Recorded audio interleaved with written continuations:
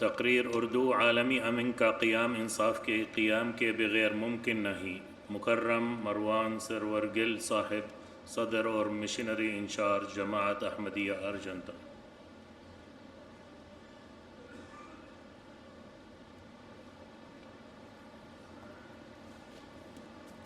السلام علیکم ورحمۃ اللہ وبرکاتہ۔ اشہد ان لا الہ الا اللہ وحدہ لا شریک لہ واشہد ان محمدا عبدہ ورسولہ۔ اما بعد فاعوذ باللہ من الشیطان الرجیم۔ بسم اللہ الرحمن الرحیم۔ عالمی امن کا قیام انصاف کے قیام کے بغیر ممکن نہیں۔ یہ محض سرسری الفاظ سے مزین کیا ہوا جملہ نہیں، نہ ہی فقط ایک فلسفانہ نظریہ ہے، بلکہ لب لباب ہے اس علاج کا، اس دوا کا جس کی دنیا کو حالات حاضرہ کی پیش نظر ضرورت ہے۔ ایک طرف تو وہ مسلمان ریاستیں اور ممالک ہیں جو بظاہر اسلام کے علمبردار ہونے کا دعویٰ تو کرتی ہیں، لیکن دور تک بھی وہ اسلام دکھائی نہیں دیتا جو آن حضرت صلی اللہ علیہ وسلم نے دنیا کے سامنے پیش کیا۔ دوسری طرف وہ مغربی دنیا ہے جو انصاف، انسانی حقوق اور عالمی مساوات کی صدائیں تو بلند کرتی ہے، لیکن اکثر ان کے قیل و قال اور افعال میں تضاد پایا جاتا ہے۔ نتیجتاً خواہ وہ اسلامی دنیا ہو یا مغربی دنیا، ہر طرف ظہر الفساد فی البر والبحر کی آواز گونج رہی ہے۔ آپ خود ہی جائزہ لے لیں، اگر ایک لمحے کے لیے جو دبی ہوئی سیاسی سازشیں، عداوتیں اور بین الاقوامی رنجشیں، ان سے اگر ہم روگردانی بھی کر لیں تو اس وقت دنیا میں 50 سے زائد ایسے ممالک یا دنیا کے خطے ہیں جہاں باقاعدہ جنگ کی آگ بھڑک رہی ہے، اور یہ دراصل اس امر کی عکاسی کرتی ہیں کہ دنیا مختلف بلاکس میں تقسیم ہو چکی ہے، لیکن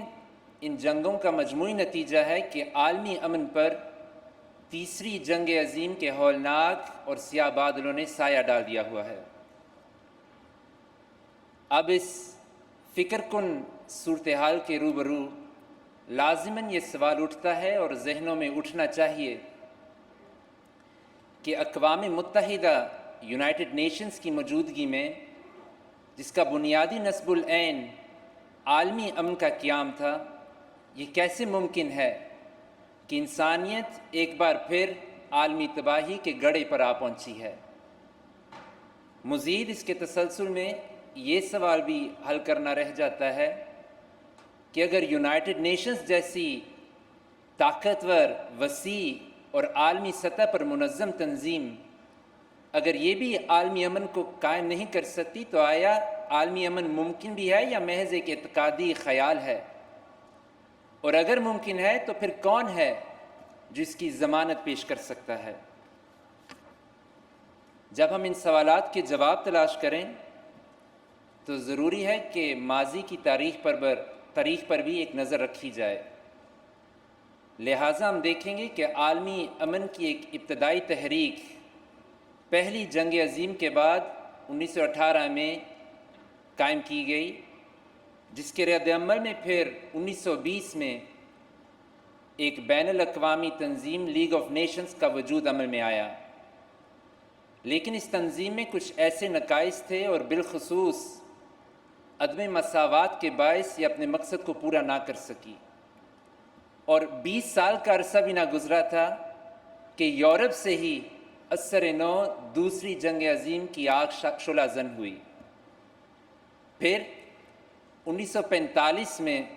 دوسری جنگ عظیم کے بعد عالمی امن کی ایک نئی رو چل پڑی اور لیگ آف نیشنز کے وارث اور جانشین کے طور پر اقوام متحدہ یونائٹڈ نیشنز کے اجراء کا اعلان کیا گیا۔ لیکن افسوس سے کہنا پڑتا ہے کہ ماضی کی غلطیوں سے عبرت حاصل کرنے کی بجائے اقوام متحدہ کی بنیاد ہی عدم مساوات پر رکھی گئی، جبکہ 5 ممالک کو ویٹو کا اختیار دے کر دیگر تمام اقوام پر فوقیت دی گئی۔ اب اس کے نتیجے میں یونائٹڈ نیشنز کی 80 سالہ تاریخ ناانصافی اور خود غرضی پر مبنی فیصلوں اور قراردادوں کی ایک لمبی فہرست سے بری پڑی ہے، اور حال میں تو یہ ناانصافی کی لہریں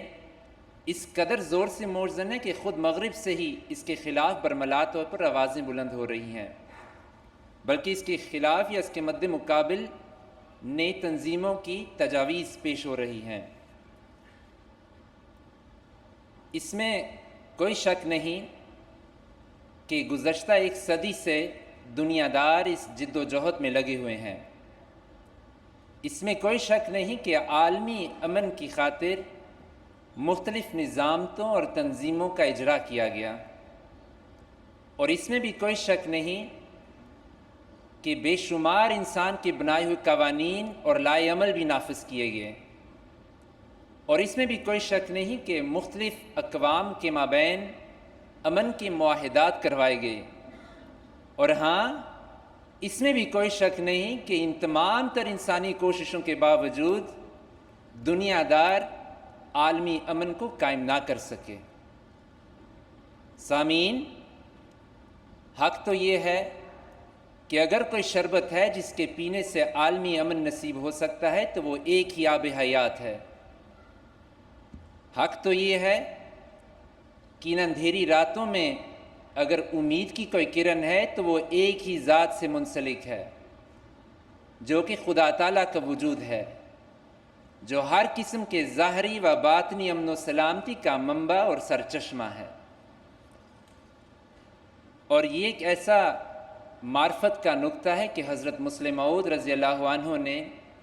سورہ شعراء کی تفسیر تحریر کرتے ہوئے بڑی تفصیل اور بڑی گہرائی سے اس پر روشنی ڈالی، جس کا خلاصہ یہ ہے کہ حضور تحریر کرتے ہیں کہ خدا کے وجود کے بغیر ظاہری امن ناممکن ہے۔ اس نقطے کو سمجھنا نہایت ضروری ہے۔ میں دہراتا ہوں، حضور تحریر کرتے ہیں کہ خدا کے وجود کے بغیر ظاہری امن کا قیام ناممکن ہے، اور اس کی وجہ یہ ہے کہ دنیا میں اس قدر اختلافات پائے جاتے ہیں کہ جب تک ایک معین قاعدے کے تحت امن کو حاصل نہ کیا جائے ناممکن ہے کہ ساری دنیا ہی مطمئن ہو جائے۔ اگر ہم غور کریں تو دنیا تو الگ رہی، ایک ہی قوم اور ایک ہی خاندان کے لوگ، ان کے ہی جذبات اور جو خیالات ہیں وہ مختلف ہوتے ہیں، تو ان متضاد ترجیحات کے ہوتے ہوئے کس طرح ممکن ہے کہ بیک وقت ساری دنیا ہی مطمئن ہو جائے؟ اسی طرح حضور ایک اور دلیل جو پیش کرتے ہیں وہ یہ ہے کہ امن کے قیام میں ایک بنیادی رکاوٹ جو حائل ہوتی ہے وہ یہ ہے کہ جب انصاف کا دائرہ کھینچا جاتا ہے تو اسے اس قدر محدود رکھا جاتا ہے کہ اپنے حقوق تو اس میں شامل کر لیے جاتے ہیں، لیکن غیروں کو اس دائرے سے باہر رکھنے کی کوشش کی جاتی ہے۔ اب اگر ہم غور کریں، جب لوگ یہ کہتے ہیں بالعموم کہ ہم امن چاہتے ہیں، ہم خوشحالی چاہتے ہیں یا ہم عدل چاہتے ہیں، تو ہرگز ان کی اس سے یہ مراد نہیں ہوتی کہ ہم اپنے دشمنوں یا غیروں کے لیے ان حقوق کا مطالبہ کر رہے ہیں، بلکہ مراد صرف یہ ہوتی ہے کہ ہم اپنے لیے،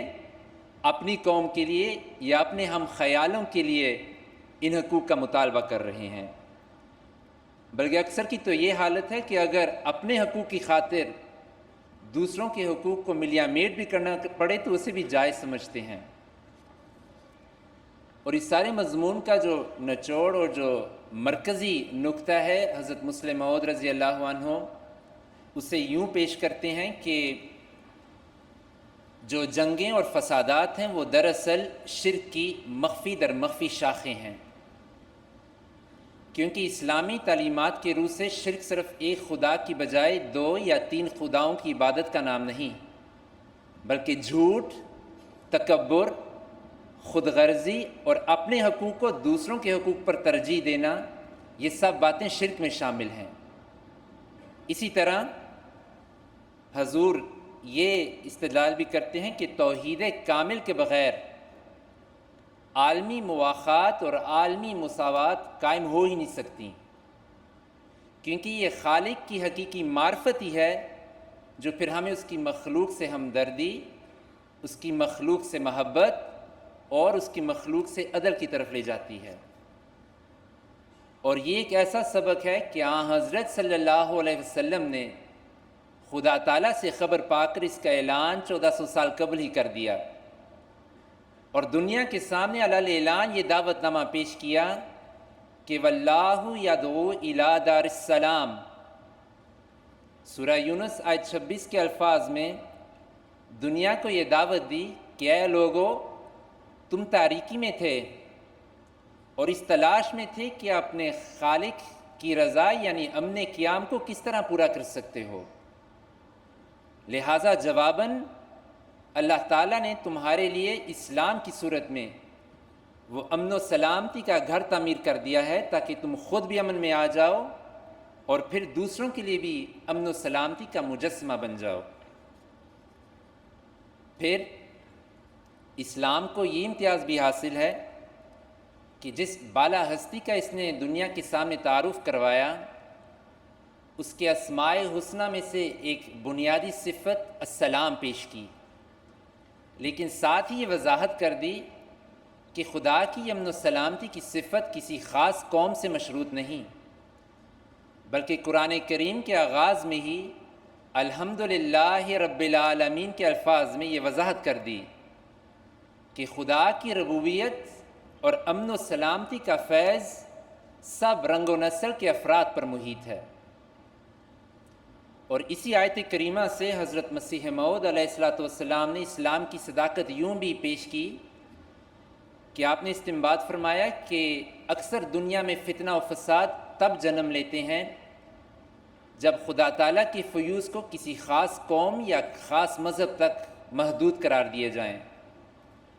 اس حوالے سے حضرت مسیح موعود علیہ السلام اپنی تصنیف پیغام صلح میں تحریر فرماتے ہیں، عالم کے لفظ میں تمام مختلف قومیں اور مختلف زمانے اور مختلف ملک داخل ہیں، اور اس آیت سے جو قرآن شریف شروع کیا گیا در حقیقت ان قوموں کا رد ہے جو خدا تعالیٰ کی عام ربوبیت اور فیض کو اپنی ہی قوم تک محدود رکھتے ہیں اور دوسری قوموں کو ایسا خیال کرتے ہیں کہ گویا وہ خدا تعالیٰ کے بندے ہی نہیں، اور گویا خدا نے ان کو پیدا کر کے پھر ردی کی طرح پھینک دیا، یا ان کو بھول گیا اور یا نعوذ باللہ وہ اس کے پیدا کردہ ہی نہیں۔ پھر اسلام نے صرف ایک رب العالمین اور السلام بالا ہستی کا ہی تعارف نہیں کروایا، بلکہ خدا تعالیٰ نے اپنے سب سے محبوب فرستادے اور خاتم النبیین اور رحمت للعالمین پیغمبر کی مبارک زبان سے اس سنہری اصول کا بھی اعلان کروایا جو عالمی مساوات کی بنیاد رکھتا ہے۔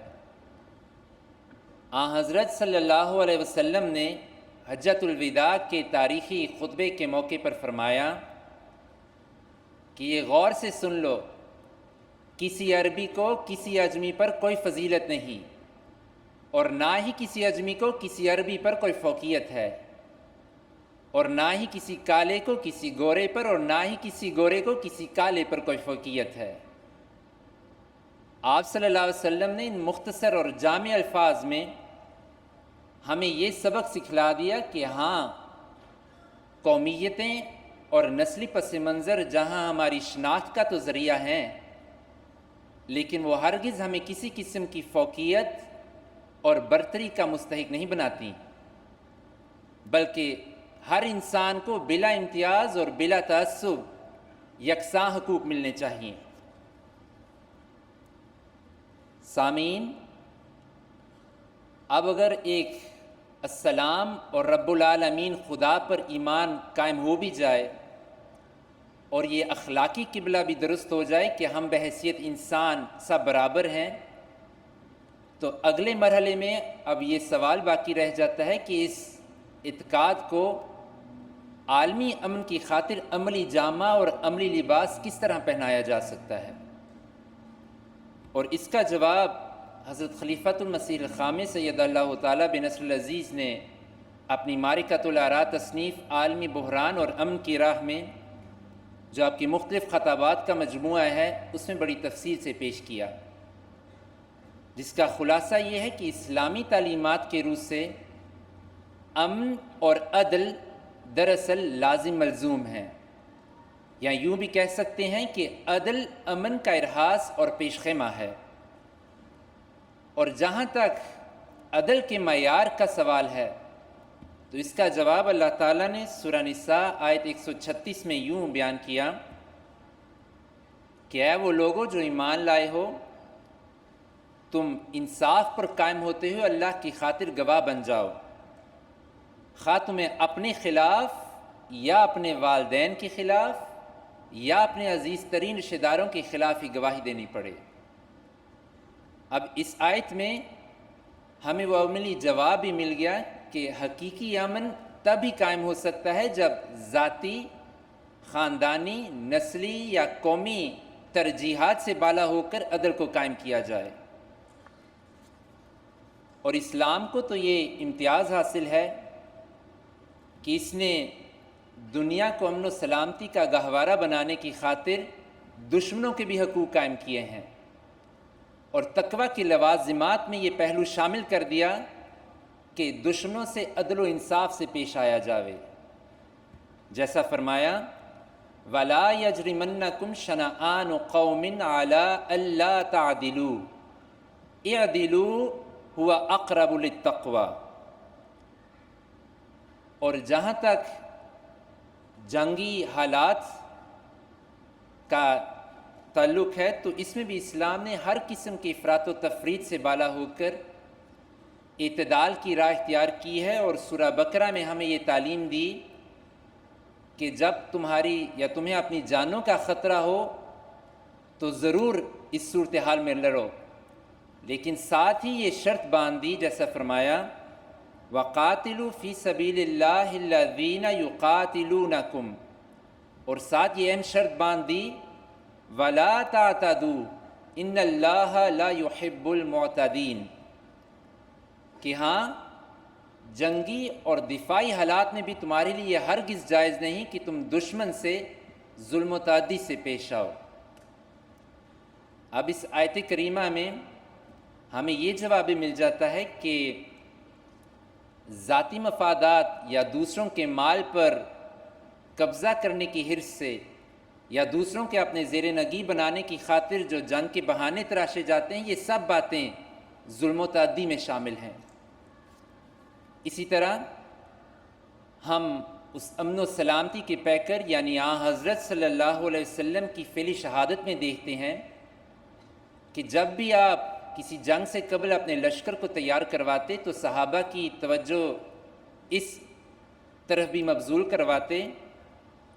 کہ یہ عدل کی بین خلاف ورزی ہے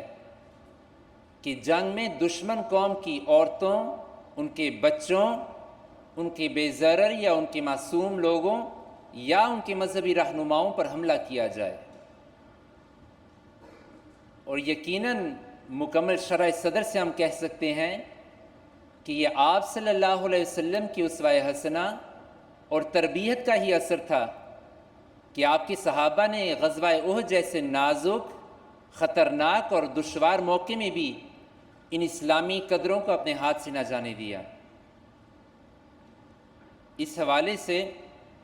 اسلامی تاریخ کے سنہری اوراق میں ہمیں حضرت زبیر رضی اللہ عنہ کی دل کو نہایت ہی بہلا دینے والی ایک روایت ملتی ہے۔ آپ تحریر کرتے ہیں کہ احد کے دن جب کفار اور مسلمانوں کا آمنا سامنا ہوا تو ایک موقع پر حضرت صلی اللہ علیہ وسلم نے اپنی تلوار اٹھائی اور صحابہ سے دریافت کیا من یأخذ ھذا السیف بحقہ، کہ کون ہے تم میں سے جو اس تلوار کو لے کر پھر اس کا حق ادا کرے؟ تو راوی بیان کرتے ہیں اس پر بہت سے صحابہ نے اپنے ہاتھ بڑھائے اور اس فخر کو حاصل کرنے کی خواہش کا اظہار کیا،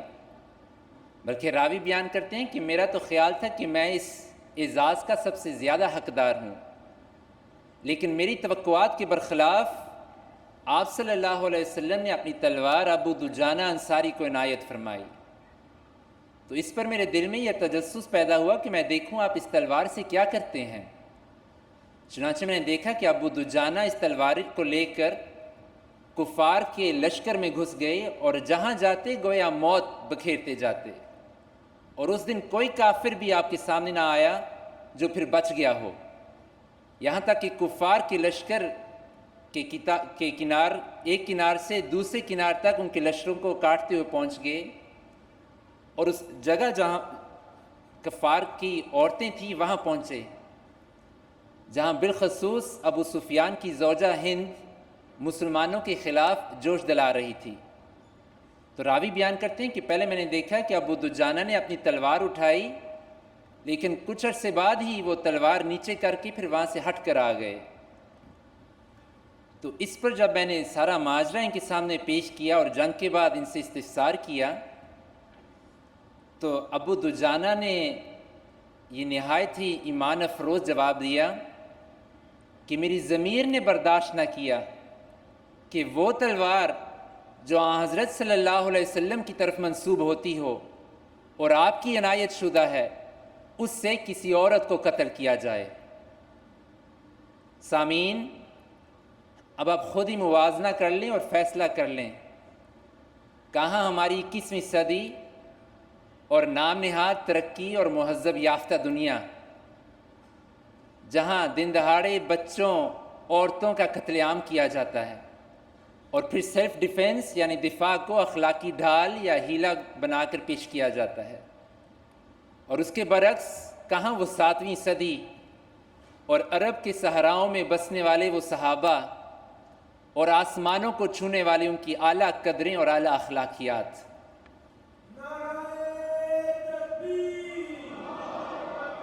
حضرت محمد مصطفیٰ غلام احمد کی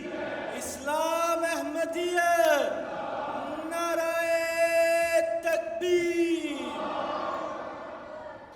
پھر اسلام کی ایک یہ بھی امتیازی خصوصیت ہے کہ اس نے جنگ کی آگ کو جل کر بجھانے کی خاطر اور مصالحت کی فضا کو فروغ دینے کی خاطر سورہ حجرات آیت 10 میں یہ تعلیم بھی پیش کی کہ اگر دو جماعتیں آپس میں لڑ پڑیں تو پھر باقیوں کا یہ فریضہ ہے کہ وہ ان کے درمیان صلح کروائیں، لیکن اگر ان میں سے ایک دوسرے کے خلاف سرکشی پر مصر رہے تو باقیوں کا پھر یہ فرض ہے کہ سب مل کر اس کے خلاف لڑیں، یہاں تک کہ وہ اللہ کے فیصلے یعنی مذاکرات اور صلح کی طرف لوٹ آئے۔ اور ساتھ ہی اس تسلسل میں جو مصالحت کی ذمہ داری یا جو شرط ہے اس کو یوں بیان کیا، فَأَصْلِحُوا بَيْنَهُمَا بِالْعَدْلِ وَأَقْسِطُوا إِنَّ اللَّهَ يُحِبُّ الْمُقْسِطِينَ، یعنی مصالحت کی یہ شرط ہے کہ تم دونوں متصادم گروہوں کے درمیان عدل سے صلح کرواؤ، اور اس بات کا لحاظ رکھو کہ ہر سطح اور ہر مرحلے پر انصاف کو برقرار رکھا جائے، کیونکہ یقیناً اللہ انصاف کرنے والوں کو بہت پسند کرتا ہے۔ اگرچہ یہ آیت مسلمانوں کے متعلق ہے، لیکن اس میں کوئی شک نہیں کہ اقوام متحدہ یا کوئی بھی بین الاقوامی تنظیم اس اصول کو اپنا کر دنیا میں بہت سی عداوتیں اور جنگوں کا مؤثر سدباب کیا جا سکتا ہے۔ اسی طرح خواہ گزشتہ صدی کی 2 عالمی جنگیں ہوں یا حال کی متفرق لڑائیاں، ایک بنیادی مزاحمت جو امن کے قیام میں پیش آتی ہے وہ یہ ہے کہ ہر فریق اس کوشش میں ہوتا ہے کہ اپنے دشمن کو ملیا میٹ کر کے صفحہ ہستی سے مٹا دے، جبکہ اس کے برعکس اسلام یہ تعلیم پیش کرتا ہے کہ اگر تمہارا دشمن صلح کی طرف مائل ہو جائے تو پھر تمہارا بھی فرض ہے کہ تم جنگ پر ضد نہ کرو، بلکہ تم بھی صلح اور امن کو ترجیح دو، جیسا کہ سورہ انفال میں فرمایا وَإِن جَنَحُوا لِلسَّلْمِ فَاجْنَحْ لَهَا۔ اور اس آیت کریمہ کی جو بہترین نظیر ہے وہ ہمیں شاہنشاہ امن یعنی آن حضرت صلی اللہ علیہ وسلم نے فتح مکہ کے دن پیش کر کے دکھائی، اور رہتی دنیا کے لیے اپنے اسوہ حسنہ سے ایک عملی لائے عمل بھی قائم کر دیا۔ اور اس تاریخی واقعہ کی جو عظمت اور جو شان و شوکت ہے وہ حضرت مسیح موعود علیہ الصلاۃ والسلام آپ کے عاشق حقیقی ایک موقع پر یوں تحریر کرتے ہیں، ہمارے نبی کریم صلی اللہ علیہ وسلم کو دیکھو کہ جب مکہ والوں نے آپ کو نکالا اور 13 برس تک ہر قسم کی تکلیفیں آپ کو پہنچاتے رہے، آپ کے صحابہ کو سخت سخت تکلیفیں دیں